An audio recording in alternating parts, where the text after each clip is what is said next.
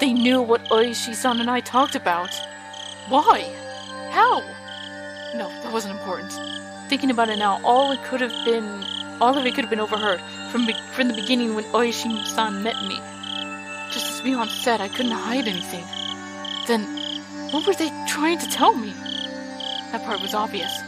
They were warning me not to say anything unnecessary. What did they deem unnecessary?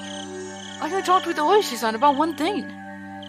And they were warning me that was unnecessary?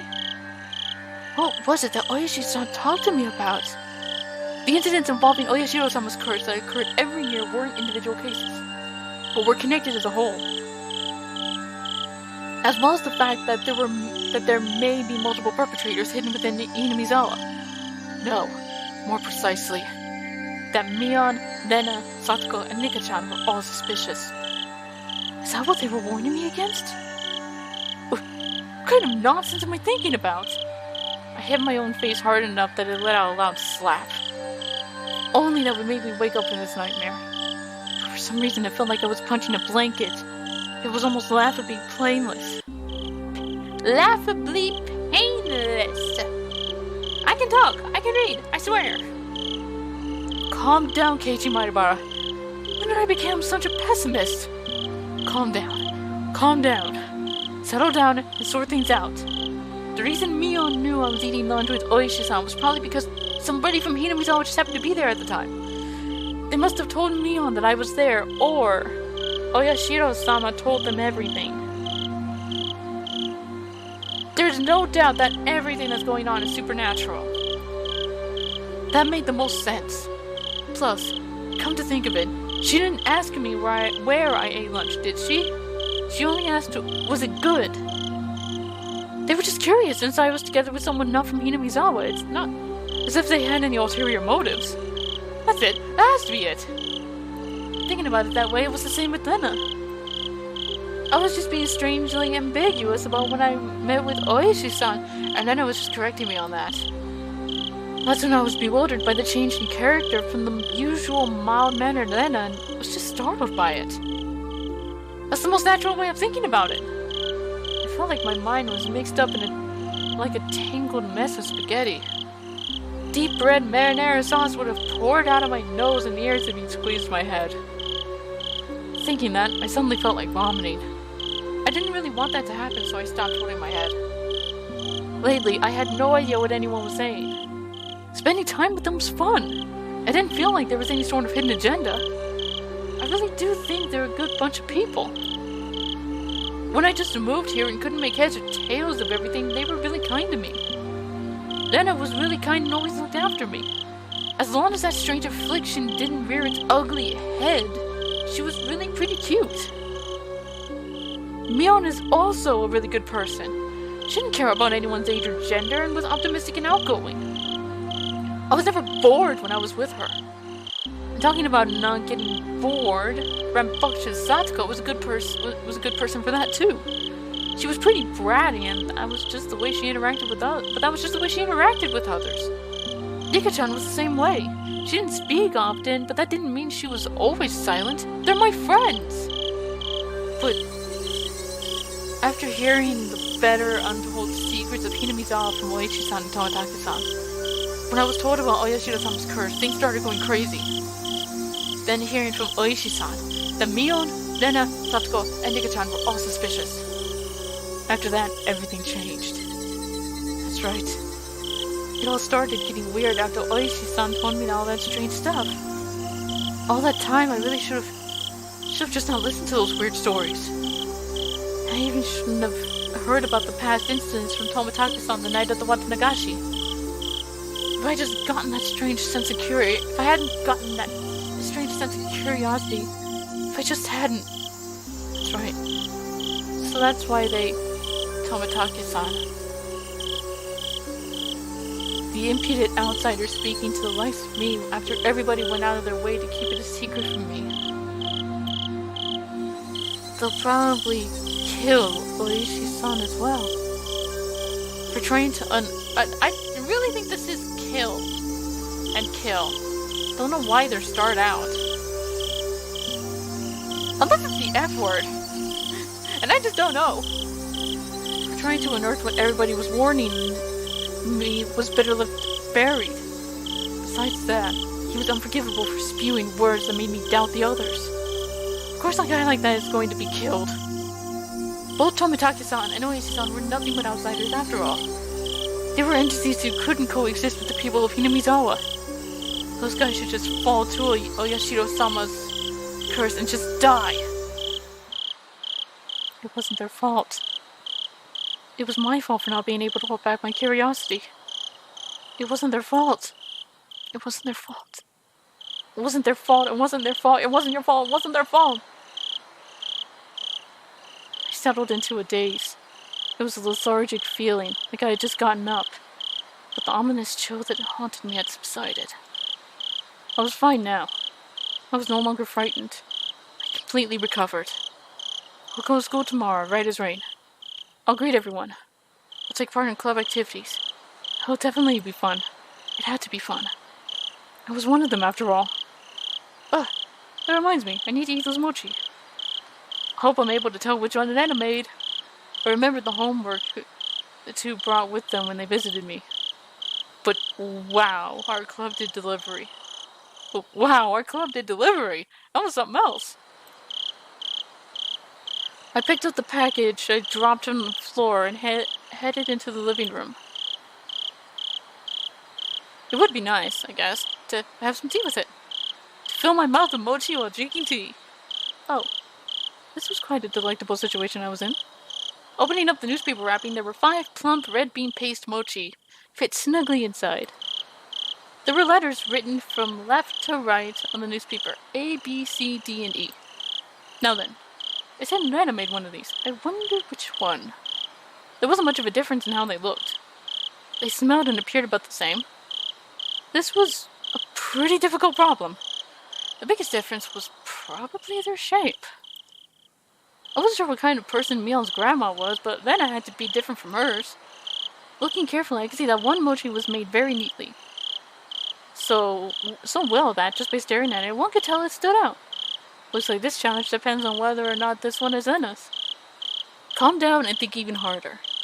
Mion had said her grandma made a ton of them, and was told to give some out, if I remembered correctly. So that meant 4 of these were from that large batch. Then what about Nana? She probably only made 1. So she probably spent quite a bit of time on it. Meaning, the one Nana made was this one. Eat. For a moment I thought it may have been a trap Mion laid, as she knew I'd pick up on it, but that probably wasn't the case. I wouldn't be so sure if I knew Mion had made it, but since she said Nana made it, probably wasn't a trap. Alright, my tea's ready too. I'll start with the defending champ, Mion's grandma. Let's see.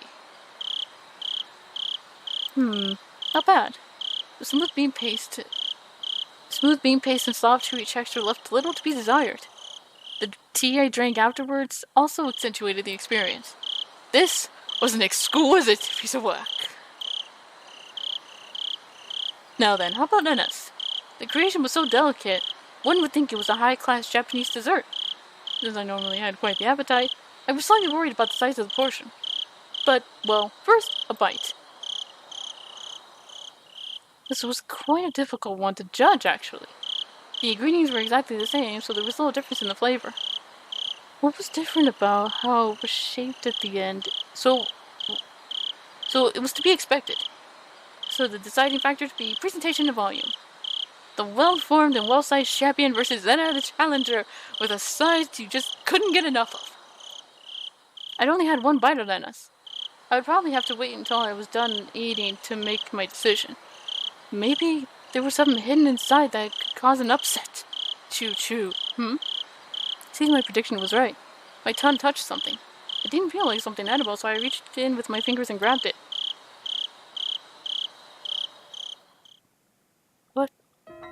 What was this?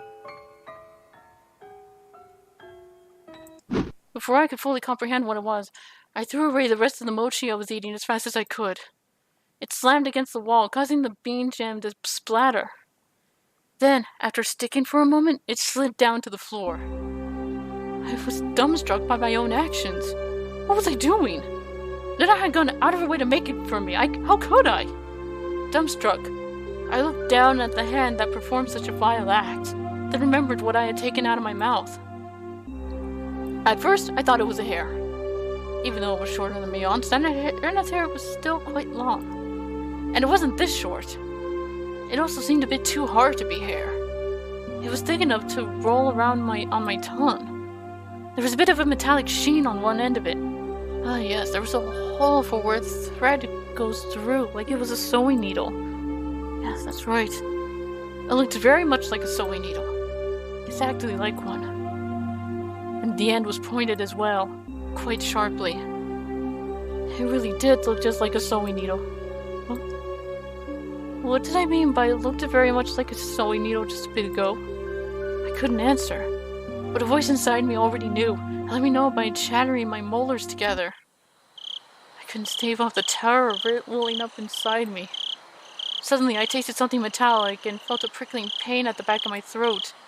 I stuck my finger in the back of my mouth and felt around to see if I was bleeding. Suddenly, I felt the urge to vomit. A sharp taste of bile irritated the back of my throat. I clasped both hands over my mouth and, after writhing in agony, I was somehow able to hold back the nausea. I was finally able to breathe normally again, but this time my heart was intensely throbbing. Then, it finally registered. Exactly what was mixed in with the mochi. Before I could think of the correct word, my hands were already on the move. Splat, plop, splort. I tossed the rest of the mochi against the wall. The geometrical patterns of the scattered bean jam on the wall suddenly invoked a terrible omen in my mind. After looking away, I dashed out to the hall and flew upstairs to my room, where I stayed under my covers until the morning. I clutched to my own shoulders, howling madly in a mix of fear, anger, sadness, and frustration. This wasn't a threat or warning or reminder, nothing as simple as that. What had happened in Hinamizawa? What is happening in Hinamizawa? What would happen? I didn't know the answer to any of those questions. Where did I break a taboo? Regardless, now Lena and Mion and others, they consider me an enemy. And they thought I should just die. I won't let you kill me. Not for such a pointless reason. I fell into a restless sleep as I was crushed by my negative emotions, as if I was being drawn into a billowing bottomless marsh. Drawn into the ogre's abyss. So that was the first infamous scene I remember from the anime. Is when Lena and Mion showed up with a thing of mochi with sewing needles put into it. And just from that, I had a feeling just what I would be dealing with if I continue watching the anime, which I will, because I want to know what the hell happens if I don't. Since I only have chapters 1 through 5 of the well, it's technically a sound novel, but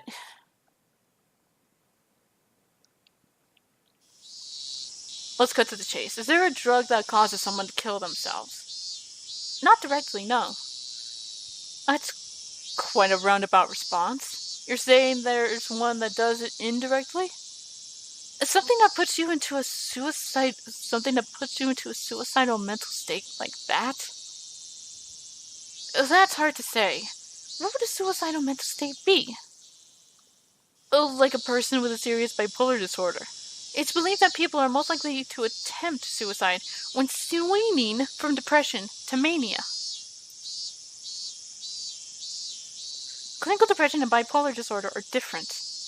Clinical depression indicates a prolonged state of depression, whereas bipolar disorder is characterized by a passive depressed state accompanied by a very active manic state. Individuals with clinical depression suffer from low self-esteem and are quite pessimistic, but rarely commit suicide. They do not have the willpower to commit suicide, nor does mania on its own lead to suicide. That has an opposite effect, filling the person with confidence and making them feel as though they're walking on air. Thus, they do not commit suicide. That's interesting. The other state causes suicide, but when the condition changes, they might do so. There is a desire to commit suicide when in a state of depression, but they do not have the willpower to commit such a formidable act. But when they enter mania, they gain a burst of willpower and their body moves as they desire. I see. So it means they gain the willpower to commit suicide. That's how it goes. That's why patients are given sedatives during that time, to keep them from acting on their impulses. Then, was Tomitake bipolar? People who suffer from bipolar disorder are generally commit suicide by more civilized means, like saying hating or jumping off a building. Self-harm, as though going through withdrawal, is completely different. Tomitake's death wasn't civilized, so one would think it was caused by some foreign substance. Tomitake's death wasn't civilized, so one would think that it was caused by some foreign substance. As I said from the start... No, that is Oishi. As I said from the start, tell me of a drug that causes someone to commit suicide. There are reports that methamphetamine overdoses produce a condition that resembles bipolar disorder. It's a stimulant. Barbiturate overdoses are also reported to cause erratic behavior. That's a sleep aid. There were no signs of stimulants. Are there any other possibilities? All I can think of is that it's some sort of illness. It's something like Graves' disease, which affects the thyroid and is known to cause symptoms that resemble bipolar disorder. But Graves' disease has many characteristic symptoms of its own. The deceased exhibited none of them. I wonder, is there something that can happen more spontaneously? Something that fits this case and would cause someone to want to commit suicide all of a sudden? Are you familiar with organic mental disorders? In short, it's a condition where the brain is out of whack due to physical injury or illness. It can be caused by drugs, but it can also be caused by physical trauma, encephalitis, a stroke, or even tumors. Basically, even without a drug, one can succumb to an irregular mental state. The deceased was surrounded after being chased and his life was in danger, right? All that stress could have messed with his brain chemistry, and he could have hit his head, and those factors combined might have caused him to mutilate himself. It's a possibility. Could you explain that to me in simpler terms? Basically, he knocked his noggin in the brawl, and that made him go haywire. Then his lady didn't have the intent to kill. Just smacked him in a bad place when he nicked some change. The two plump men laughed hoarsely. They're men? They're both men. I was doing my regular voice. But of course, it's not like that. Undoubtedly. If it was habitual drug use, if it was something mental, the deceased body holds the key. How are things on your end? Oh my goodness, look at the time. I need to get back soon or Kuma-chan will get angry with me. Yeah, good luck. Best wishes. Best wishes. And then threat.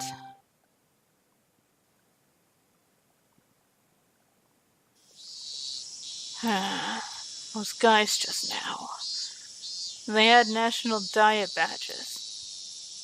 Then it's prefectural assembly member and city councilor Sonozaki. That's interesting. The prefectural assembly member and the city councilor are related. It's dirty what it is. Shouting out each other's name during elections. While one is up for election and the other holds an assembly and they double up their campaign activities. Blatantly. I don't know much about this stuff, but isn't that against the rules of the election? As long as they have no prior consultation, there are no restrictions on their political activities. Kuma-chan, the investigation division is going to be pretty tough for you. You should at least brush up on election policies. I'm not suited for the intelligence division. 'Cause I'm dumb. There was prefectural assembly member Sonozaki and city councilor Sonozaki. Also, the mayor of Hinamizawa, all of them involved with the Sonozaki family. What crap. Looks like they were seen off by the department chief and the deputy chief. It came to me. That night when the chief invited me to Milan to get some Odin, I thought that's what it was.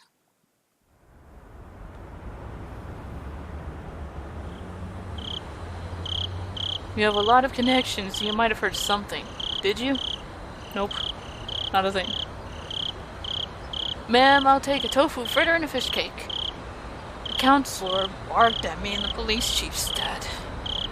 Oh my, is that so? Ma'am, I'll take another bowl.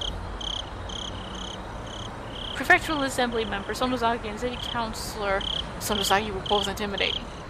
Our snot-nosed career police chief couldn't even handle being yelled at by them. They're like Yakuza. A petition with your name came up regarding how the investigation of the Hinamizawa incident is being handled. Goodness me! I've not the faintest. I need to play dumb. You're reopening the past cases regarding Hinamizawa, aren't you? I've already got my hands full with Tomataki's death, actually. Really? If that's true, then there's no problem. There was a period of silence. While we were silent, we made headway on our food and drink. Whew, that was quite the feast.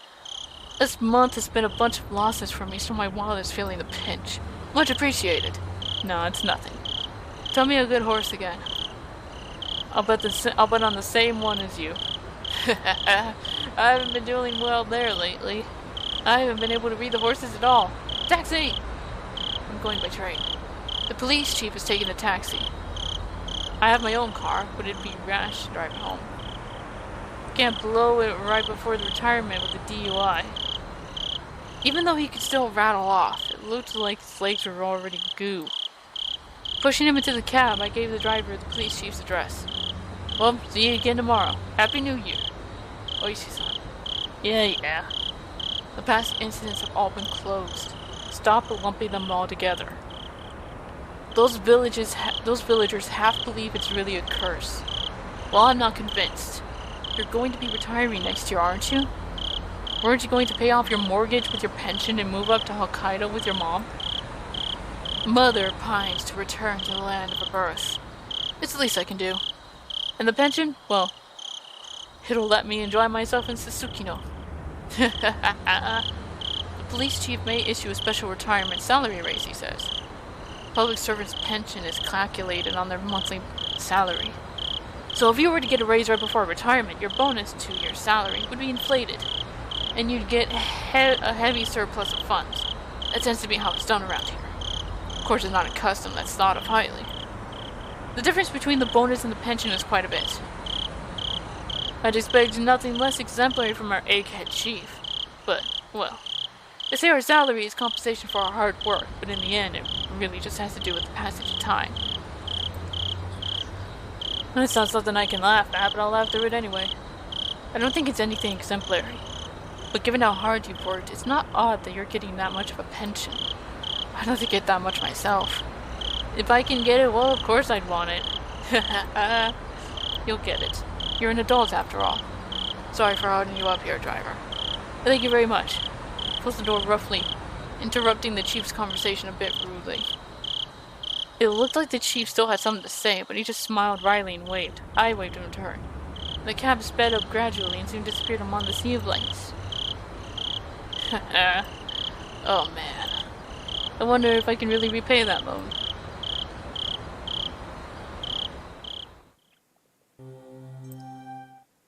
Okay. Well. Chapter 9. We still have some time. Let's go. Let's start chapter 10. Tap, tap, tap. Sound of muffled footsteps and stopped in front of the door to my room. Moment of silence, as if whoever they belonged to was ascertaining if I was inside. Of all the things I should have been doing, I continued on with my restless slumber. I was very much conscious, but my body hadn't caught up yet, even with danger bearing down on me from just beyond the door. It was as if I was completely paralyzed, unable to move. Without a doubt, this was sheer terror. Please, just leave. Hey, why isn't my body awake yet? If they came into my room right now, then...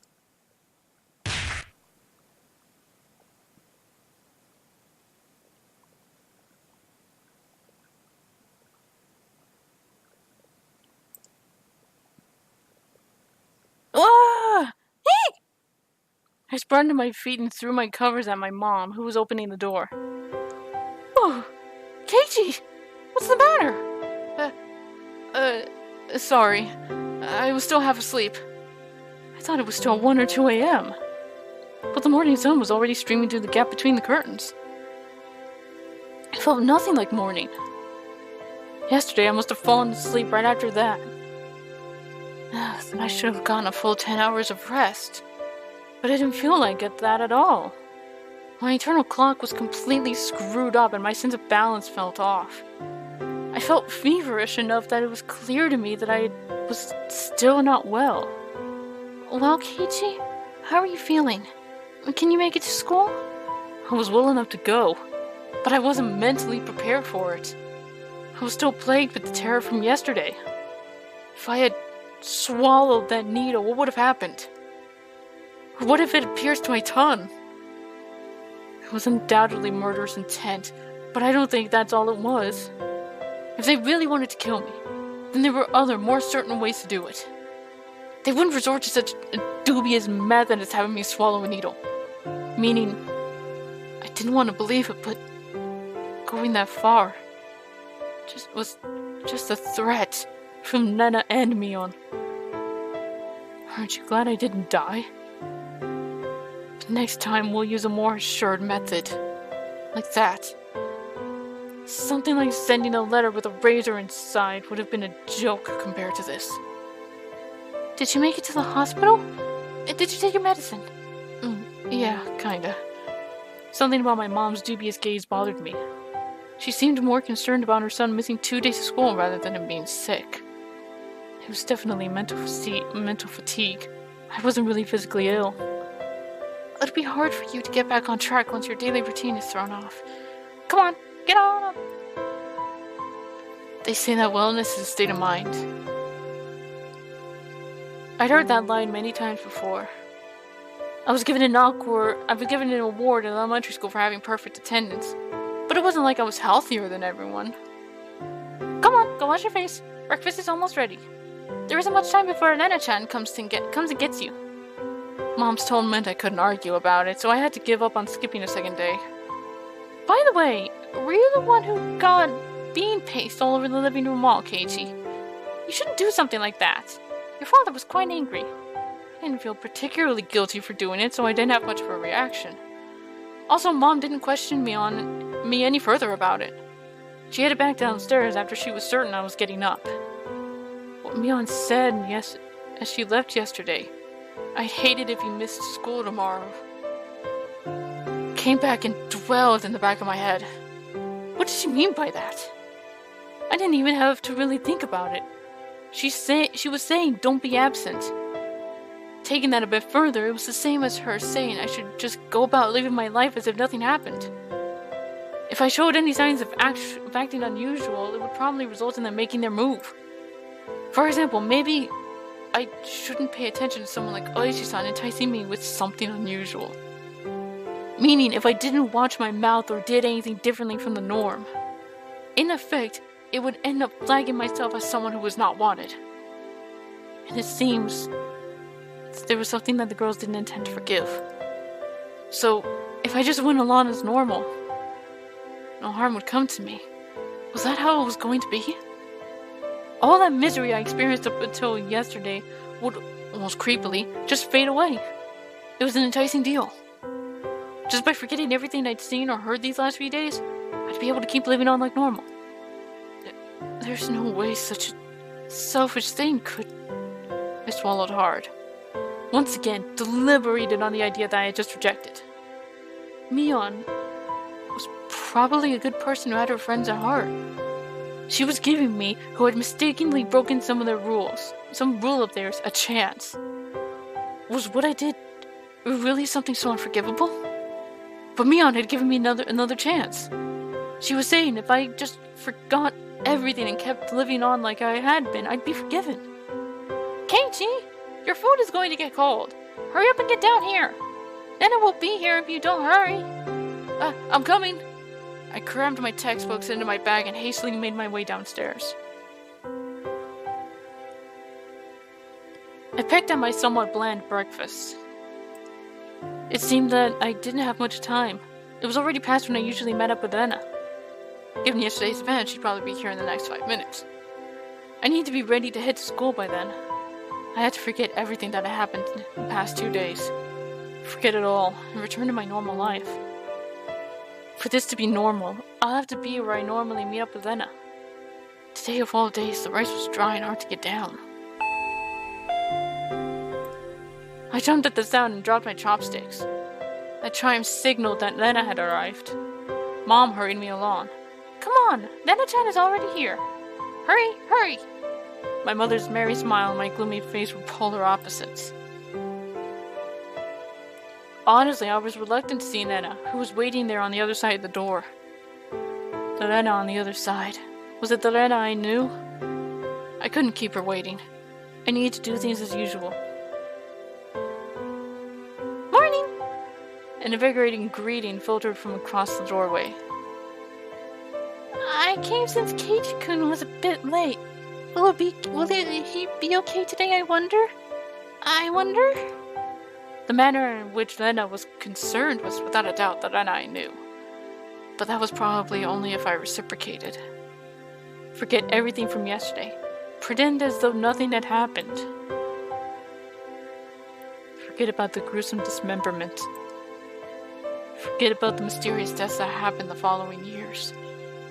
Forget about the people falling to their death, and the terminal illness and suicide, and the lynching and the disappearances. Forget it. Forget all of it. Forget that Lena and Mion were scary. Of course, forget it all. Forget about everyone. Forget about the mochi too. Forget. Lena once again asked to make sure. Can you make it to school? Yeah, I'm fine.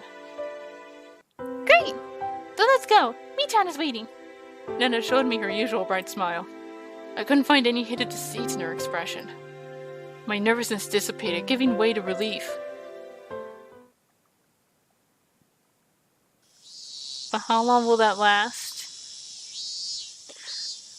But you see, Satsuko-chan was so insistent that she could do it.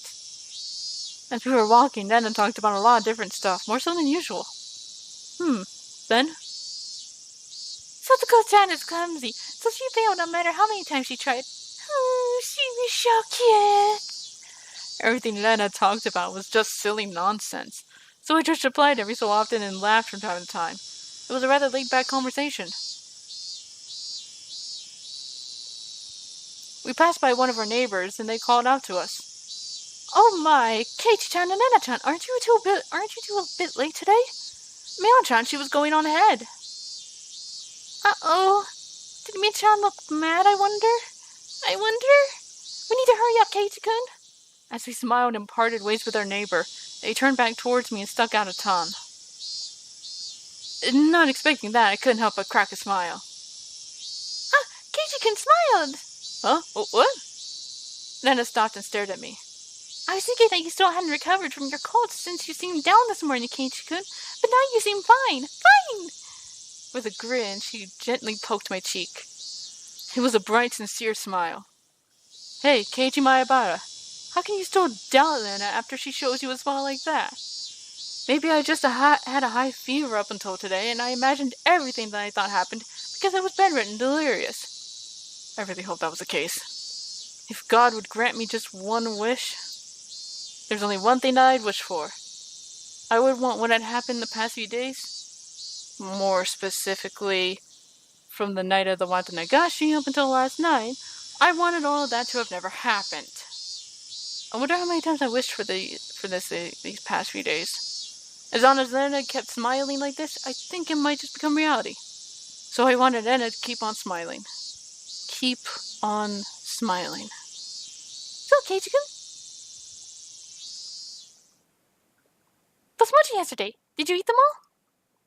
That vain wish of mine was instantly shattered. My heart began palpitating. The relaxed morning mood had suddenly become frigid. And her smile was the same as usual. Her eyes were gentle as usual. Those mochi yesterday, did you eat them all? Of course she wasn't asking me the question at face value. In other words, Lena was asking, did you get the message? She was probably trying to convey that. Keiichi-kun? I was reluctant to give an answer. Anna stopped walking and stared deeply into my eyes. Don't hesitate, Keiji Maibara. Lena was acting the same as always, wasn't she? I needed to respond in my usual way. Naturally, of course. Both my throat and my mouth had gone dry, and my lips were stuck together. Hurry and answer, Keiichi. Not that much time had passed. I could still keep the conversation going naturally. I had to say something quickly.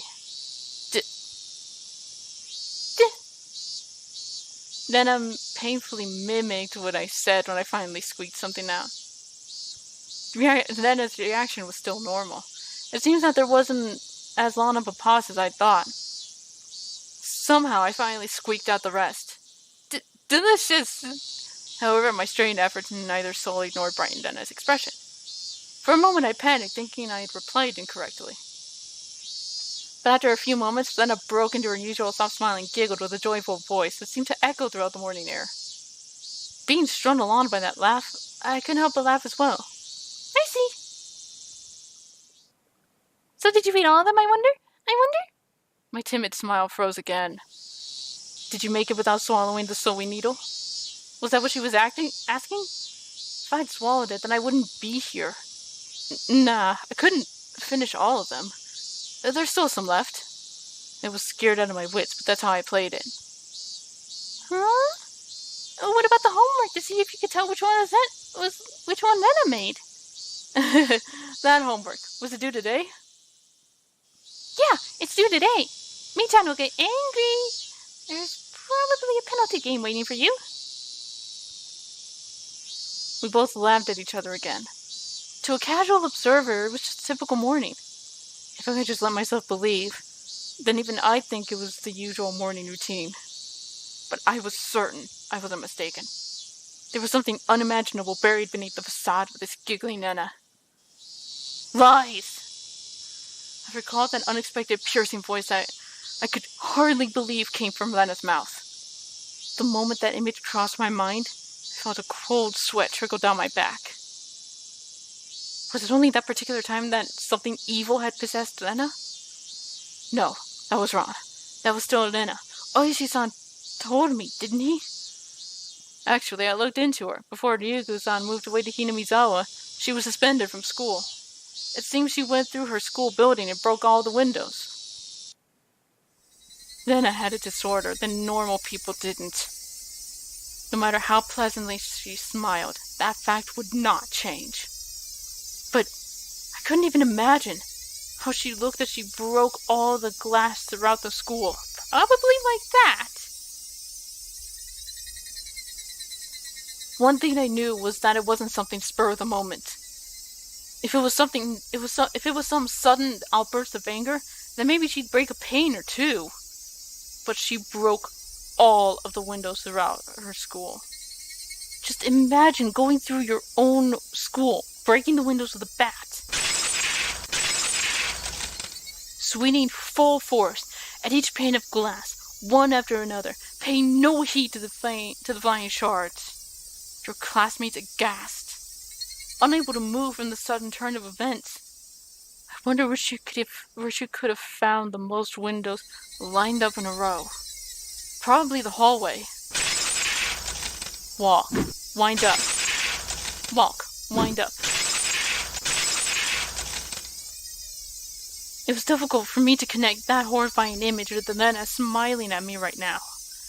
But I just had to imagine it. Impossible because it was unimaginable. The naive way of thinking no longer worked. The unpleasant, piercing sound of shattered glass. The crunching noise as Lena treads across the broken shards, walking towards me. Lena's classmates going pale as they forget to even breathe. I wonder what they did as Lena came closer, breaking windows along her path. Did they earnestly try to bring her to her senses by saying something? Or did they jump at her, trying to stop her savagery? Or did they run to the staff room after being directed there by the teachers? Probably none of those. In the face of that blood-curdling sight, of Lena bursting window after window, undoubtedly, All they could do was silently clear a path for her. Dumbfounded, just clearing the path for Elena to continue. It was far too violent an act for them to seek refuge by looking the other way. That's not to say they were looking the other way. They were doing the only thing they could do to protect themselves. If they had done something differently from the rest, they may have suddenly found themselves as Lena's new target. What would Lena have done to whoever attracted her attention? The answer was obvious. She would have undoubtedly acted according to her whims. Meaning I would, be the next window. Lena staring into my eyes, shards of glass crunching and crackling underfoot as she drew closer. I was also drawn into her eyes, paralyzed.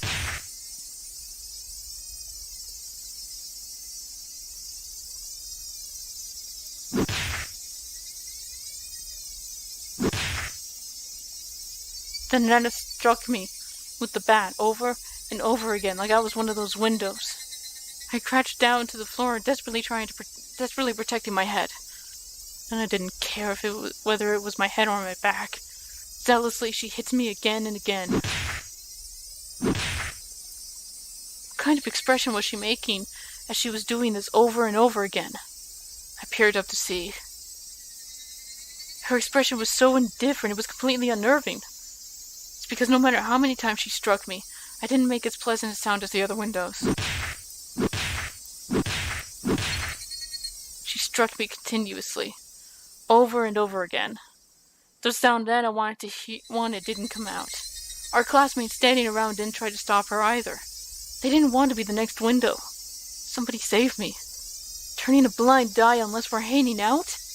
And of course, everyone in the class scrambled to obtain the highest standardized test scores. They'd gain nothing from saving a cram school tryhard like me. Eventually, there would be a faint sound similar to when you crack open a walnut, and some sort of reddish-black spray would shoot out. Anyway, it wasn't that Lena momentarily lost herself in anger. After forcing myself to breathe and calming down my heart, I recalled what Oishi-san told me. And in those counselor's medical report, he recorded all the conversations he had with Lena-san. It shows up. Quite a bit at that. What does? She mentioned the word Oyashiro-sama. Following that, Lena was suspended and had regular examinations at the hospital. Then, as Lena was undergoing counseling, she said it over and over. Oyashiro-sama. It seems that the Oyashiro-sama she spoke of was like a ghost appearing in her house every night, standing over her pillow by looking down at her. That was only a piece of their conversation, so I couldn't see the big picture. But it was also by no means a happy little conversation. Then what Lena did? Was she saying that ghastly incident was a result of her being possessed by Oyashiro-sama? Up until now, I didn't want to believe in Oyashiro-sama's curse. That's why I wanted to say the mysterious deaths every year happened because of some sort of conspiracy. And every time I talked with Oishi-san, it was more certain that the deaths were the work of men and not some curse. Except if it was people perpetrating the incidents. My friends were somehow deeply connected. If I refused to believe that the curse was real, then I would have to believe that those who acted in the kindest to me were deeply involved in the incidents. Why? How? For what reason? Was Lena? Was everybody? It was much more painful and troublesome than accepting that it was just Oyashiro's curse. In the aftermath, Lena had admitted to her doctor that it was because she was possessed by Oyashiro-sama. I felt a strange sense of relief from that. So that's how it was. There wasn't a second side to Lena. She did that. Because she was possessed by something strange, like Oyashiro-sama.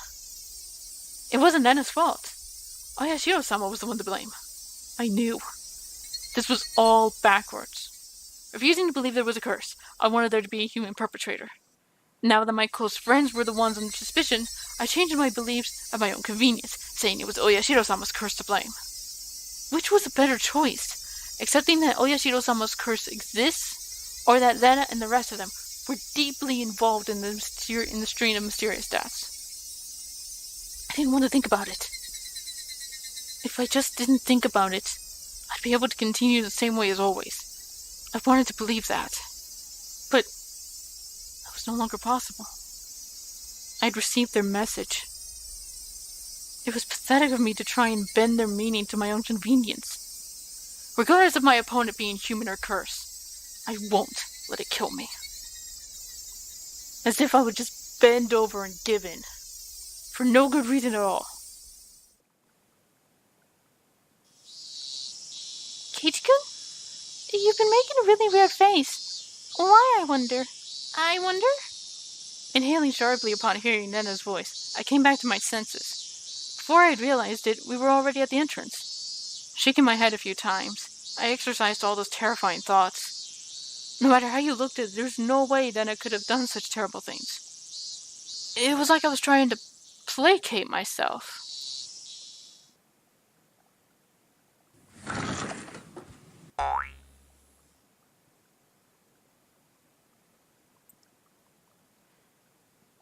I'm actually going to leave that there. This has been going on long enough. Shit's really starting to hit the fan.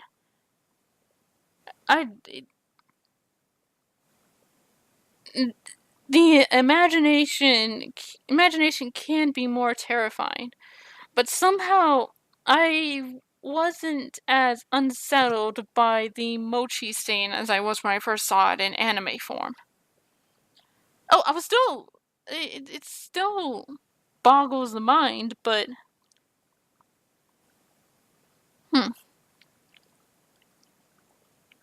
Anyway, we'll continue this next time. Until then, this is the Gamer Girl, signing off. Bye-bye.